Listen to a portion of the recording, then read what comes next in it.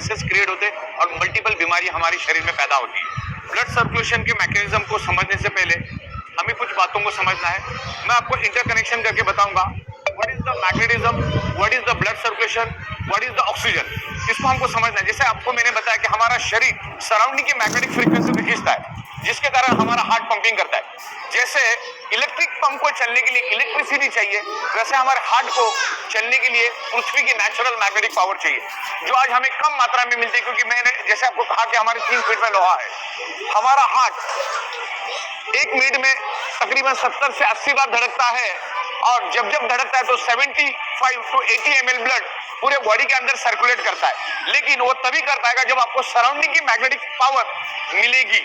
लेकिन आज वो मैग्नेटिक पावर कम मिलने के कारण हमारे हार्ट को जब 70 ml 80 ml ब्लड सर्कुलेट करना है, उसके जगह 60 ml 50 ml 40 ml सर्कुलेट करता है, जिससे each and every organ part को कम प्रोपोर्शन में ब्लड मिलता है। और कम प्रोपोर्शन में ब्लड मिलने के कारण ऑर्गन पार्ट कमजोर पड़ जाते हैं। जैसे मेरी भूख 4 रोटी की, लेकिन मुझे अगर 2 रोटी मिली तो मैं जैसे कमजोर हो जाऊंगा, वैसे ही हमारे ऑर्गन पार्ट का भी है। हार्ट ने अगर कम सर्कुलेशन दिया तो क्या होता है, each and every organ part को कम मात्रा में ब्लड मिलेगा।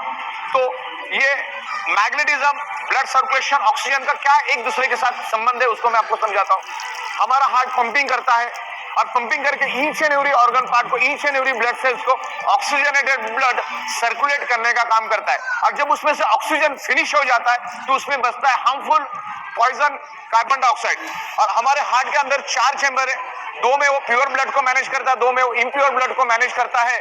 तो पहला तो उन्हें ऑक्सीजनेटेड ब्लड हार्ट ने सर्कुलेट किया, अब उसमें से वापस डीऑक्सीजनेटेड और कार्बन डाइऑक्साइड वाला ब्लड हार्ट वापस से हार्ट में पूल करता है, हार्ट के पास खींच के लेता है। और जैसे वो खींचता है उस ब्लड को heart with in a fraction of second lungs में पुश कर देता है। और जैसे ही वो इम्प्योर ब्लड लंग्स में आता है, उस इम्प्योर ब्लड के अंदर हीमोग्लोबिन नाम का प्रोटीन होता है, और उस हीमोग्लोबिन प्रोटीन के अंदर एक आयरन नाम का कंपोनेंट होता है। और आयरन कंपोनेंट में एक unique special ability and capacity है, वो लंग्स में मौजूद ऑक्सीजन को एब्सॉर्ब करता है और कार्बन डाइऑक्साइड को रिलीज करके डिस्चार्ज करके ऑक्सीजन को एब्सॉर्ब करता है, और हार्ट के दूसरे चैम्बर में आके गिर जाता है। और हार्ट उसको पंपिंग करके each and every organ part को, each and every blood cell को ऑक्सीजनेटेड ब्लड सप्लाई करने का काम करता है।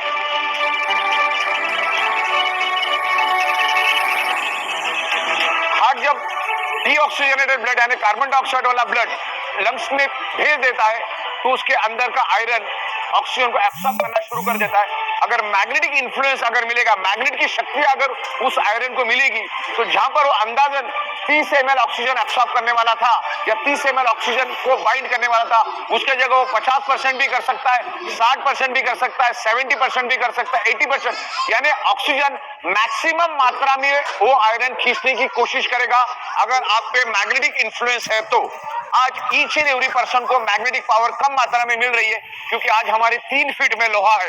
ये छत, ये फ्लोरिंग, आजू बाजू को बीम कॉलम, सारे के सारे लोहे के, करोड़ों टन, अरबों खरबों टन का लोहा हमारे आजू बाजू में, बिल्डिंग के बाजू में बिल्डिंग, बिल्डिंग के बाजू में बिल्डिंग, कार, बाइक, बस, ट्रक, तमाम करोड़ों टन का लोहा एनवायरमेंट का, पृथ्वी की नेचुरल मैग्नेटिक को अपनी ओर खींचता है। क्योंकि आयरन का टेंडेंसी मैग्नेट को खींचना, मैग्नेट की टेंडेंसी आयरन को अट्रैक्ट होना, तो उनके दोनों के खींचातानी में हमें जो कुदरत ने मैग्नेटिक पावर दी, हमारे शरीर को, हमारे हार्ट को पंपिंग करने के लिए जो मैग्नेटिक पावर दी है, उसको लोहा खींच के लेके जाता है। हमारे शरीर को कम मात्रा में मैग्नेटिक पावर मिलती है, जिसके कारण हमारा हार्ट का पंपिंग कमजोर पड़ जाता है, स्लो पड़ जाता है, और जिसके कारण हमारा फिर बॉडी का ब्लड सर्कुलेशन डिस्टर्ब होता है। जहां पर हार्ट को 70 से 80 ml ब्लड सर्कुलेट करना चाहिए, वहां पर हार्ट 40 ml, 50 ml, 30 ml, हर एक बॉडी में अलग अलग ब्लड सप्लाई करना शुरू कर देता है। तो ऑर्गन पार्ट को कम मात्रा में ब्लड मिलता है। Organ part means blood cells, तो ब्लड सेल्स को कम मात्रा में ऑक्सीजनेटेड ब्लड मिलने के कारण ब्लड सेल्स कमजोर पड़ जाते हैं। ब्लड सेल्स कमजोर पड़ने से ऑर्गन पार्ट कमजोर पड़ते, और ऑर्गन पार्ट कमजोर पड़ने से उसमें डिसफंक्शन, डिसऑर्डर, अलग अलग टाइप के डिसीज जनरेट होते हैं। और हमारी जो 125 से 150 साल चलने वाली जो बॉडी है, उसको हम 30, 40, 45, 50, 55, 65 में पूरी तरह से खत्म और बर्बाद कर देते। दोस्तों, हमारे शरीर में अलग अलग इंपॉर्टेंट ऑर्गन पार्ट्स है, और उसमें सबसे इंपॉर्टेंट ऑर्गन पार्ट्स है आंखें। इन आंखों से हम लोग ये खूबसूरत दुनिया देखते हैं, लेकिन आंखों में भी डिसऑर्डर, डिसफंक्शन हो जाता है, चश्मे लग जाते हैं। तो उसका रूट कॉज क्या है? कहीं ना कहीं उसका रूट कॉज ब्लड सर्कुलेशन और ऑक्सीजन लेवल है। जब हमारे आंखों को फंक्शन करने के लिए ऑक्सीजनेटेड ब्लड कम मात्रा में मिलता है तब आंखों के अंदर डिसफंक्शन डिसऑर्डर आ जाता है। और आंखों के सुपर स्पेशलिस्ट डॉक्टर सीमा बहल जी हमें इसके बारे में और विस्तार से साइंटिफिक नॉलेज देंगे। तो डॉक्टर सीमा बहल जी को मैं वेलकम करता हूँ, वो अपना नॉलेज हमारे साथ शेयर करें।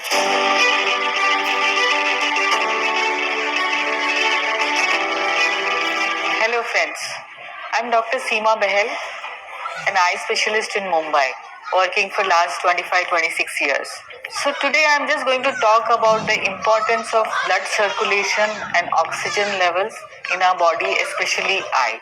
So as we know that blood circulation is important for our health and well-being. Suppose what happens if the blood circulation is cut to our body or it is diminished? We suffer, we get disease. For example, suppose the blood circulation to brain is cut, then we get stroke and paralysis.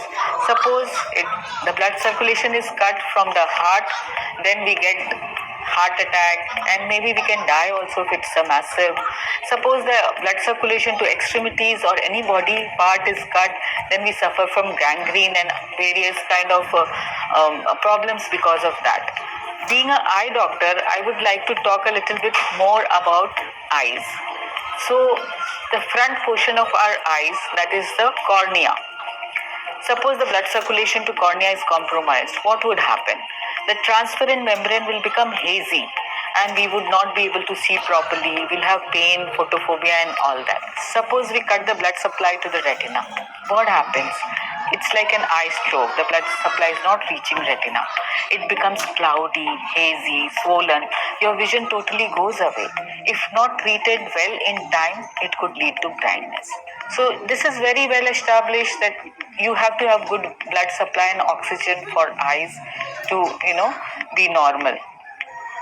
Now we have been through this pandemic which has lasted for 2 years, and I'm sure every one of you remember that we all bought what? What was that thing which we bought? Oximeters.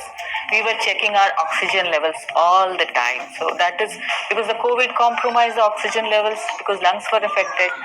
So that is how important the oxygen levels in the body is. बहुत बहुत धन्यवाद doctor Seema ji. Thank you very much.